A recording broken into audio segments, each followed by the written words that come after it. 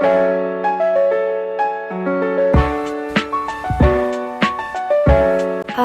kami dari kelompok 9 akan membahas mengenai pernikahan adat Batak, yaitu tepatnya dari Batak Toba.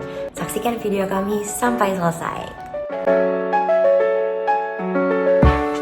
Berdasarkan sensus dari Badan Pusat Statistik Indonesia pada tahun 2010, suku Batak merupakan salah satu suku bangsa terbesar yang berada di Indonesia.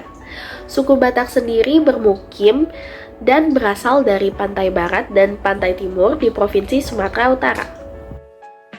Kepercayaan tradisional yang dianut oleh orang-orang suku Batak adalah tradisi Malim. Namun pada saat ini umumnya orang Batak menganut agama Kristen Protestan, Kristen Katolik, dan juga Islam.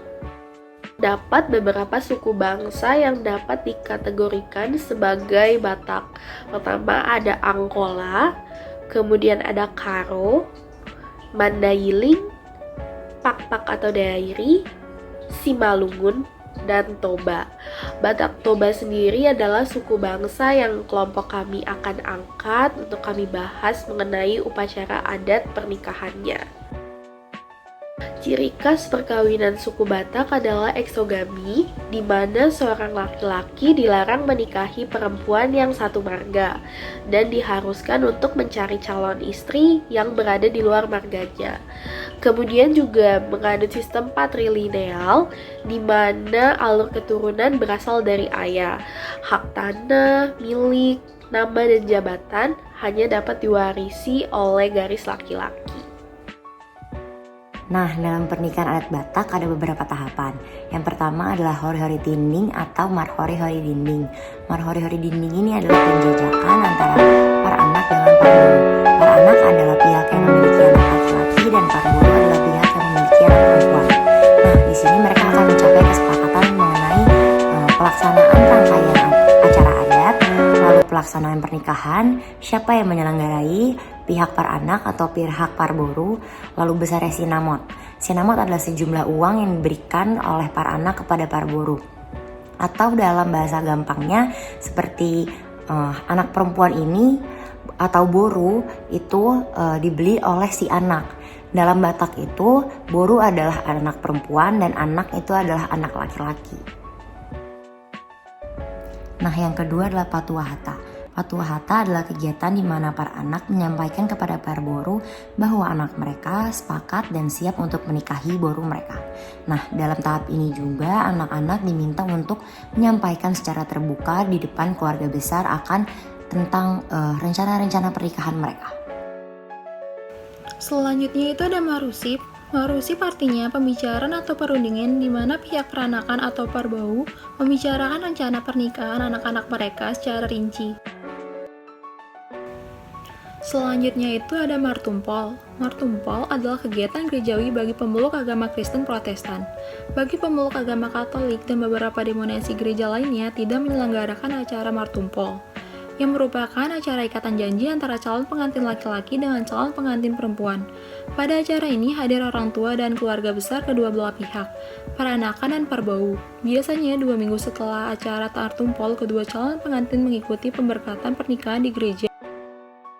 Tahapan selanjutnya adalah sibuha-buhai atau sarapan pagi. Tahapan ini adalah di mana calon pengantin pria menghampiri kediaman calon pengantin wanita untuk menjemputnya dan kemudian berangkat bersama menuju tempat pemberkatan perkawinan mereka. Nah, pada momen ini terdapat satu momen di mana orang tua dari pihak calon mempelai wanita memberikan nasihat-nasihat kepada anak perempuannya yang ingin menikah hari itu. Tahapan selanjutnya ada ulangan unjuk ataupun pesta adat. Setelah mereka mendapatkan pemberkatan perkawinan di gereja, kemudian mereka juga mendapatkan pemberkatan adat yang diberikan oleh para keluarga, sanak saudara, dan khususnya dari orang tua. Mereka juga mendapatkan doa-doa yang diwakilkan dengan prosesi pemberian kain ulus.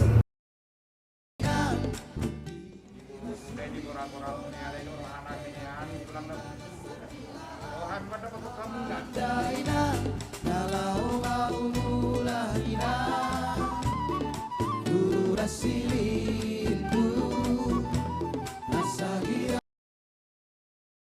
pada pertemuan kita di siang hari ini dalam acara Ikat Janji. Sebagai bukti ikatan cinta kasihku kepadamu, dengan hati yang tulus aku akan tetap setia mendampingimu. Dikala susah maupun senang, dalam suka maupun duka, saat engkau sakit ataupun sehat, bahkan saat engkau kaya ataupun miskin, hingga maut memisahkan kita berdua.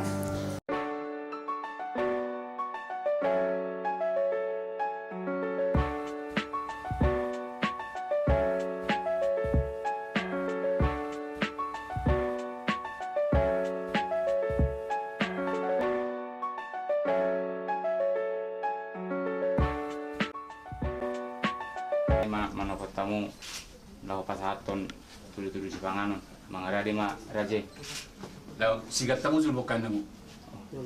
Jadi mau lihat mak di tu kata mau lihat nang di tasalubna ala hipasang mira tamu hipasamu rona ma dapat kami ibe ta mulai ma acara ta tor suka ba buti ma melihat raje nami son raje nami yang Roma hai pasaton ma tulu-tulu si panganon mangarade ma raje ga bijala oras mi raja pengurungmu ima nalaho manguai lot tadi bagasa sadarion.